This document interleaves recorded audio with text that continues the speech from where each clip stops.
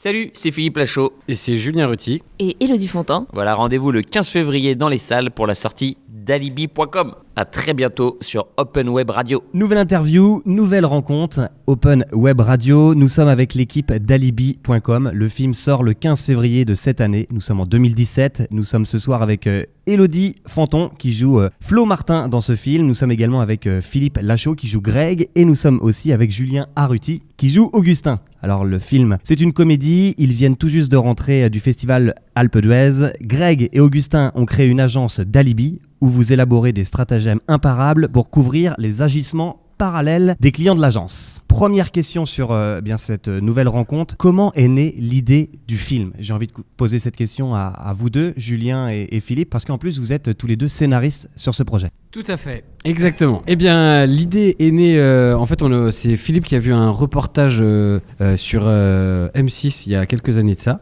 5 ou 6 ans à peu près, et qui parlait donc des sociétés d'alibi. Et puis après, il a trouvé ça fascinant, il nous en a parlé, et puis après on s'est dit, effectivement, ça pourrait être une idée superbe. Et de là, a débuté l'écriture de Alibi.com, et il y a de ça quelques années. Et entre-temps, on a fait Baby Sting 1, Baby Sting 2, et puis voilà, on est revenu à ça, parce que du coup, c'est vrai qu'après Baby Sting 2... alors je suis en train de répondre à sa place, mais c'est pas grave. Mais Fifi, il était persuadé qu'il y avait vraiment une thématique et un truc hyper original parce que c'était très conceptuel comme idée. Ces sociétés d'alibi, pas très connues, pas exploitées. Et donc on a écrit ça avec un autre auteur qui s'appelle Pierre Dudan, qui nous a un peu débloqué parce qu'au début on avait un peu du mal avec l'histoire qu'on était en train d'écrire. Et finalement lui a proposé, c'est marrant, il est en train de nous appeler. et puis au final, voilà, on en est parti sur ce que tu viens d'expliquer à l'instant, cette histoire du chat qui se mord la queue. Non, c'est ça l'expression. Voilà, c'est le chien, je crois plutôt.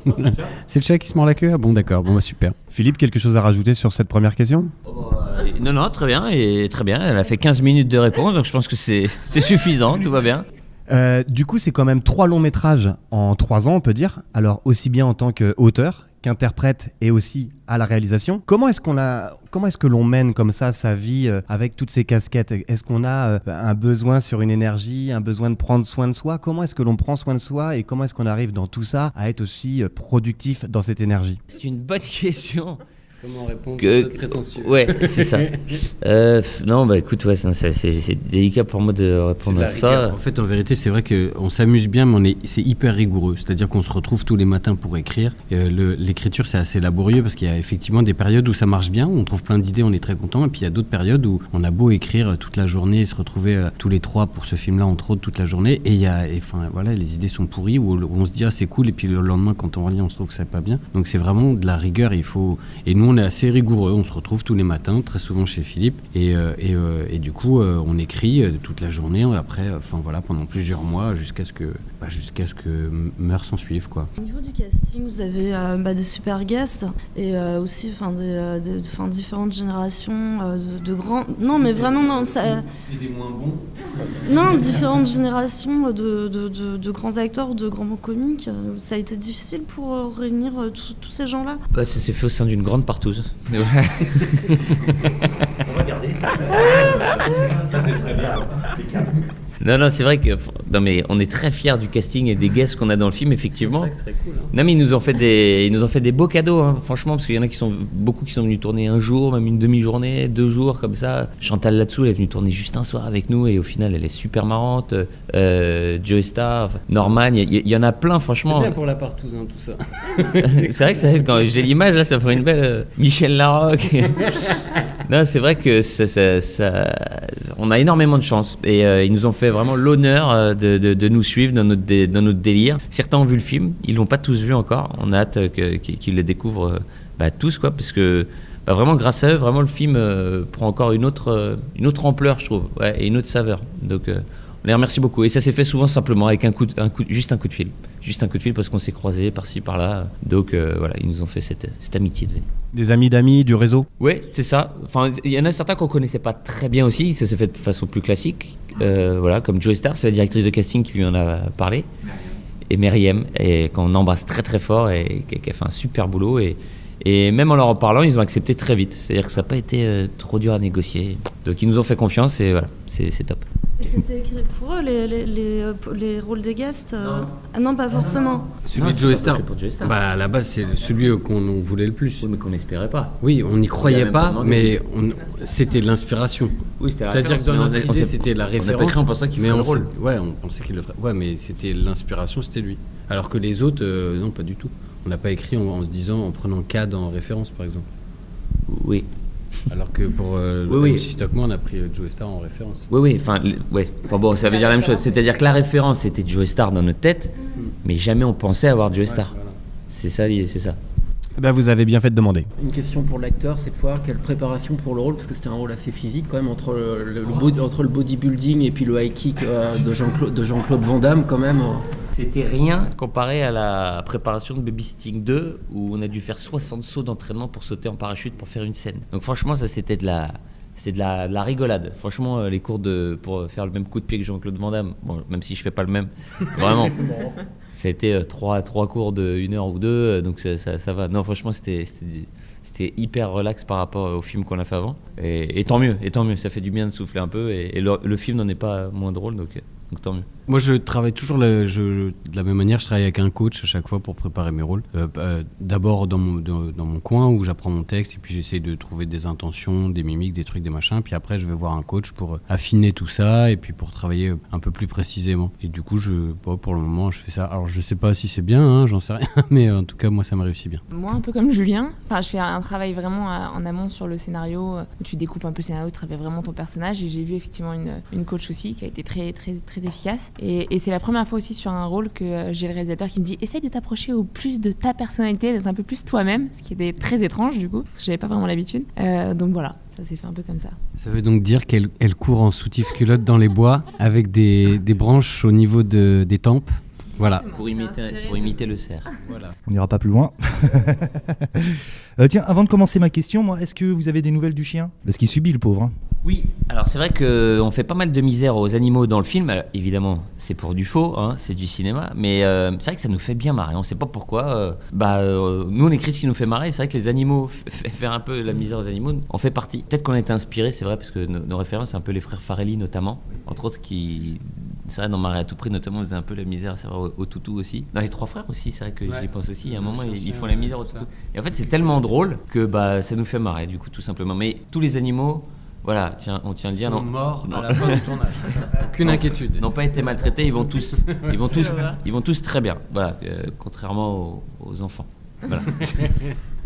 Important de le savoir. Alors moi du coup ma question va être plus pour toi Philippe. Babysitting c'est ton premier long métrage en tant que réalisateur. Avant tu étais plus auteur, scénariste, acteur, enfin tu as fait pas mal de choses. Comment on en vient justement à devenir réalisateur de long métrage? Je vais étoffer là, parce qu'il a toujours réalisé nos sketchs aussi. Et c'est depuis qu'on est tout petit. Donc déjà, il y avait quelque chose déjà. Voilà, vas-y, tu peux y aller. Non, mais c'est vrai que moi je veux faire ça depuis que je suis vraiment enfant. Et comme disait Julien, mes parents m'ont fait la gentillesse de m'acheter une caméra quand j'étais jeune. Hein, je devais avoir, je sais pas, 13-14 ans, ils m'ont offert une caméra. Et dès que j'ai eu cette caméra, j'ai pas arrêté de tourner. Le premier que je mettais en scène, c'était mon petit frère. Je mettais des perruques, je faisais des clips d'amour. C'est vrai, hein, je faisais des clips d'Elton John avec mon frère en interprète principal. Je lui dis fais ça. Et comme j'étais son grand frère en plus, il avait pas le choix du tout de mettre des perruques et de mettre des robes. Et du coup, voilà. Ouais, c'est vrai. Et après, je suis passé avec mes copains. Très vite, j'ai rallié Julien. Tous les copains, on faisait des sketchs.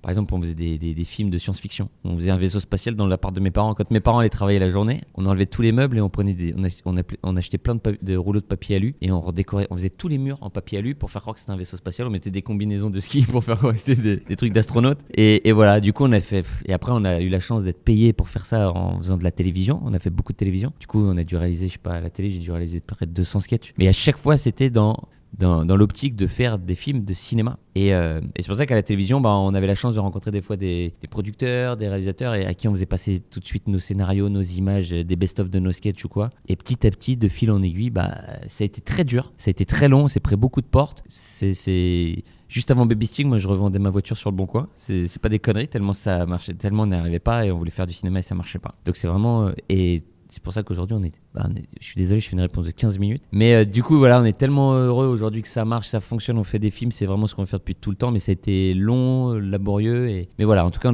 on a vraiment, c'est pas arrivé par hasard. On a créé notre chance.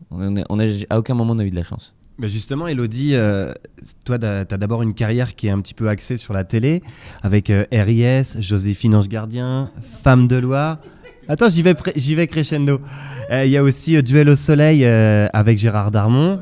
C'est vrai. Et du coup, ensuite, après, c'est le cinéma. Alors, c'était un deuxième film, d'abord en 2013, avec Qu'est-ce qu'on a fait au bon Dieu, réalisé par Philippe de Chauvron. C'est seulement 12 millions de spectateurs, ce qui est super. Babysitting numéro 2 avec Philippe Lachaud. Ensuite, Venise sous la neige. Alors, pas beaucoup d'infos sur ce film, mais on en aura peut-être. Et là, aujourd'hui, alibi.com. Est-ce que tu peux nous raconter quand même quelle anecdote particulière te marque le plus sur alibi.com sur ce tournage? Une anecdote qui me marque le plus, moi c'est un jour où je tournais pas. En fait, je suis venue, c'était un tournage de nuit et je suis restée jusqu'à 4h du matin juste pour voir une scène qu'on avait tous hâte de voir. C'était la scène de Julien qui embrassait une dame de 84 ans et c'était ma... Et je crois que c'était voilà, la scène que j'ai préférée sur le tournage. Et je tournais pas et jusqu'à 4h du matin, je me suis dit, il est impossible que je rentre avant d'avoir vu cette scène.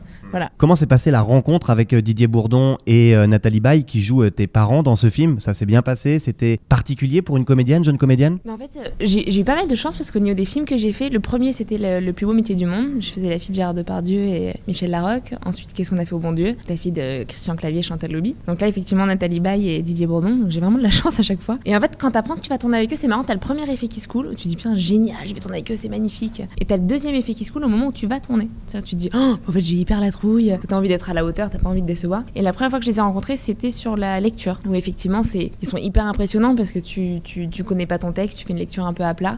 Donc toi évidemment t'es pas drôle parce que même si tu le connais d'ailleurs et que tu l'as bossé un peu avant pour pas être totalement ridicule, tu le fais vraiment à plat. Et eux, même en lisant leur texte, Didier en le lisant, il était à mourir de rire quoi. C'est une leçon, il est incroyable. Donc non, tourner avec eux ça a été une chance folle. Et ils sont tous les deux très très bienveillants, très généreux, donc un bonheur. Un bonheur. Vous donnez quel objectif pour ce film? Vous êtes donné un objectif particulier, ou Si on pouvait faire plus que Bienvenue chez les Ch'tis, on serait content. Voilà. Un minimum. On a fait l'Alpe d'Huez et le Parisien, très gentiment, c'est très gentil, c'est très flatteur, mais je pense qu'il se plante complètement à annoncer qu'on ferait 10 millions. Donc je pense qu'on n'en sera pas du tout. Je pense qu'il se trompe au moins de 8 ou 9 millions. Mais non, on sait pas. L'objectif c'est que le film il plaise au plus grand nombre, les gens rigolent et passent un bon moment. Et après voilà. Les producteurs ils gagnent un peu d'argent aussi.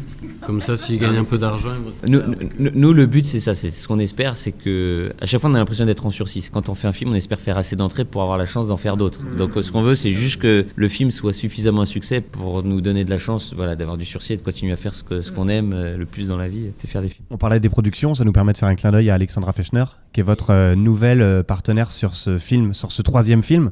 On l'embrasse fort et voilà, qui est la fille d'un très très grand producteur, qui était un des plus gros producteurs français, qui était Christian Fechner, qui avait produit Les Charlots, qui avait produit Les Bronzes et Trois, Chouchou. C'était un des monsieur cinéma en France, voilà. Et du coup, on est très fiers. Alexandra, c'est son premier film en tant que productrice. Et donc, on est très fiers de le faire avec elle. On sait qu'elle aime le film et on sait que le film connaît déjà un bel accueil. Et donc, on est très heureux pour elle que son premier film, soit déjà, alors on peut pas dire un succès en salle parce qu'il n'est pas sorti, mais déjà un succès en tournée, et même avec les professionnels à l'Alpe d'Huez. Il y a les jeunes mamans aussi, il y a pas longtemps, je crois. Oui, c'est ça. C'est une femme comblée, voilà. Clin d'œil Alexandra, ces enfants vont très très bien. Daily?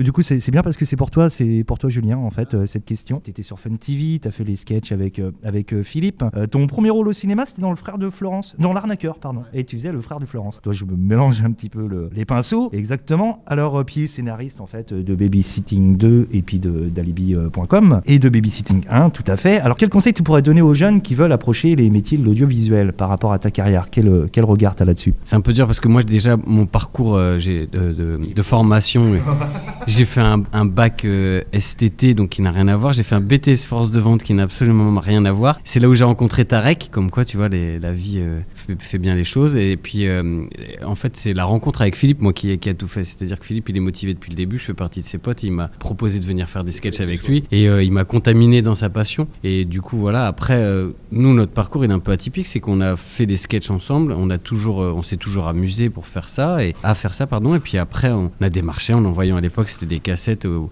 boîtes de prod, aux télé, aux trucs machin et tout, jusqu'à ce que ça marche, et puis après de petit à petit, l'oiseau fait son nid, et puis on est passé des émissions télé du câble aux chaînes hertziennes, et puis après on a fait du théâtre et tout. Mais moi, le seul truc que je peux dire, parce que c'est très long cette réponse, c'est très, très chiant, c'est que en fait on y a toujours cru et on a toujours travaillé.